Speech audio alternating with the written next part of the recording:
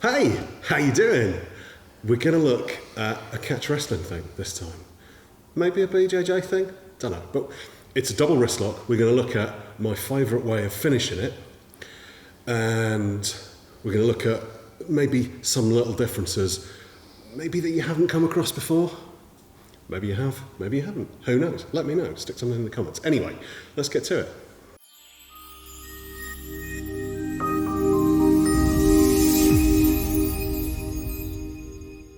So we've got our opponent on the back. Now obviously in pure catch, we're looking at a pin at this position, so we're just going to try and hold them down. But Billy Robinson was nothing if not versatile, and he trained a lot of MMA fighters, and he adapted a lot of the stuff that he'd learned at Riley's for the MMA world and for the Japanese kind of MMA pro wrestling crossover.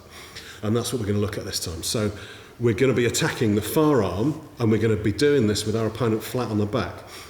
Now, there's definitely a debate to be had about leg position in side control when you're on top, whether you need to be putting your feet out to get your weight through somebody, or whether you want to keep your knees in to be able to block these points there, the hip and the armpit. We'll come to that in another video, but for now, we're simply going to look at the double wrist lock. So we're here in side control. You've got what the BJJ guys affectionately call a crossface. I've no idea why, because it's not across the face, and a wrestler's crossface definitely comes across the face. So we'll start from here, and we've got this arm. What we're going to do is we're going to pin this to the ground.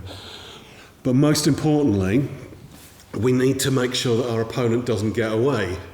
So we're going to put a bit of pressure through. Instead of using this arm underneath and blocking on the deltoid and bringing our shoulder in, we're going to bring this arm out, and we're going to come up on our toes, and we're going to go chest to chest and just put a little bit of body weight through. But we're keeping this pin to the ground. At this point, we can attack the face, and this just takes a little bit of their ability to fight back away, because and it concentrates your mind on what's going on up here. And that allows us to bring this hand underneath. Now, Billy was a big fan at times like this of using this option of a little elbow to the face. Technically not allowed in wrestling or pure grappling, but you know, if you're just trying to move the head and you do it a little bit more enthusiastically, you get away with that, probably. It's got to be worth a shot, right? The important thing here is that we don't put this hand too deep. You'll see a lot of people coming down for their kimura by stretching down and reaching down to here. This isn't going to work, because what we need to do is we need to tighten this arm up, and that takes away a lot of the ability to resist it. The muscles that we're going to be attacking here are relatively loose and flexible when the arm is almost straight. Relatively. He's like me, old and battered.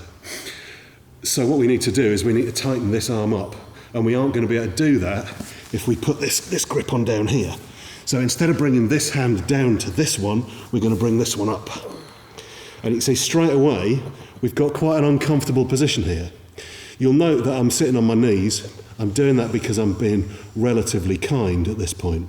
What we should be doing is keeping our weight on our opponent like this. But there's an issue there as well, because the position of our weight dictates how our opponent is able to escape from this. So it's really important that once we've isolated that arm, we don't allow our weight to be too far forwards, because we're going to get rolled in this direction. And yeah, you can let go and you can post, or you can use your head and post, but if they're big and strong, you're likely to get rolled through that anyway, and then you've lost your position. So at this point, when we've got this on, we want to just drop our weight backwards a little bit, and that gives a little bit more a little bit more weight back here, so he needs more energy to be able to roll us. This is nice and tight, this grip's tight, this grip's tight, this is all lovely. Now at this point, what we're going to do is we're going to open up this angle. You can see Seb's body and my body are at roughly 90 degrees. We're just going to open this by walking around this way slightly. Because the other thing that happens is if you try and roll this from here, he can often just keep going, and now we're in trouble. So we're going to open this up slightly so that when we start to roll, we're still pinning the chest. And then, as we roll up, that just frees enough space to be able to bring this through. Now, some people are more flexible than others. Sorry, mate. and you might not get the tap there. So what you're trying to do is get their wrist in between their shoulder blades. And again, some people have got really flexible shoulders and that won't work. And if you can't get the tap straight away, what you can do is you can just step over that head and just put a little bit of extra pressure through that as you put it on. And that stretches this out even more. It tightens everything up, and it's pretty horrible. And if you do manage to nearly swore, to mess it up, at that point, you know, you can always sit up and you've got a north-south and you can carry on fighting. But you shouldn't mess it up as long as you do that and you're careful with it. So the points you need to remember are: keep chest pressure on, pin this arm. He's going to fight this arm. He's going to try and straighten it. He's going to try and bend it up. There's all sorts of things he's going to do. And a lot of the time, it's just easier to go with it rather than to say, I'm going for the double wrist lock finish. So whatever it takes, I'm going to get it. Just to say that if we're here and this arm's straight, fine, let's take that sneaky armbar. If he brings it up tight, let's just reverse that and turn it into an Americana.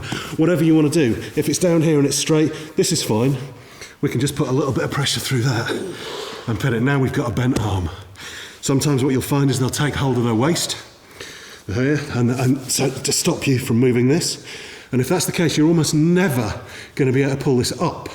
But what you often can do is push it down and then bring it up. And there's your thing. So they're fighting this position because they know that it's going to come this way. So we go the opposite way.